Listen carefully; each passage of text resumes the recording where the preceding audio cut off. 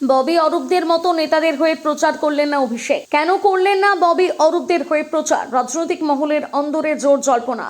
36 দিনে কোচবিহার থেকে কাকদ্বীপ পর্যন্ত 100টি বিধানসভা কেন্দ্র ছুঁয়েছেন তৃণমূল সেনাপতি, কিন্তু বেশ কিছু নেতা মন্ত্রীর কেন্দ্রে প্রচারে যাননি তিনি, যা তৃণমূলের অভ্যন্তরীণ সমীকরণের নিরিখে তাৎপর্যপূর্ণ।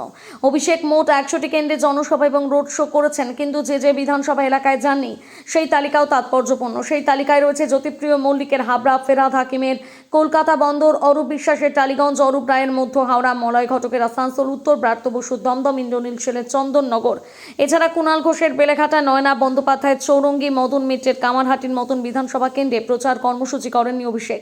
তৃণমূলের অন্দরে তার পছন্দের মন্ত্রী বা নেতা বলে পরিচিত অনেকেই কেন্দ্রীয় প্রচারে যাননি অভিষেক।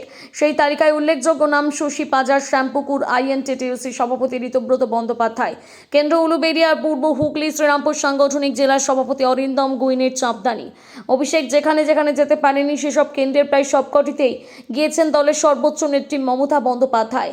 আবার কোনো কোনো মন্ত্রীর কেন্দ্রে যাননি দুজনের একজনও। বেলেঘাটায় কুণাল, খড়দাহে দেবদীপ পুরোহিত, উত্তর দমদমে চন্দ্রিমা ভট্টাচার্য, বন্দরে ফেরাত, টালিগঞ্জে অরূপের কেন্দ্রে মমতা প্রচার করলেও শশীর শ্যামপুকুর এবং ইন্দ্রনীলের চন্দননগরে যাননি দুজনের একজনও।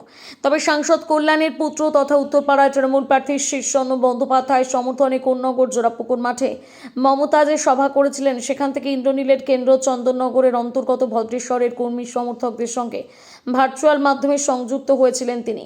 রাজ্য বিজেপি নেতা প্রণয় রায় সোমবার প্রচারের শেষে বলেন, অভিষেক অনেকদিন ধরে নতুন তৃণমূলের কথা বলছেন। যে যে এলাকায় তিনি প্রচারে যাননি দেখা যাচ্ছে সেগুলোতে প্রার্থী পুরনো তৃণমূলের নেতারা। তাছাড়া ভোটের পরের সমীকরণের কথা মাথায় রেখে এহেন সিদ্ধান্ত নিয়ে থাকতে পারে অভিষেক। সকলেই জানেন ভোটের পরে তৃণমূলে ভাঙন ধরবে।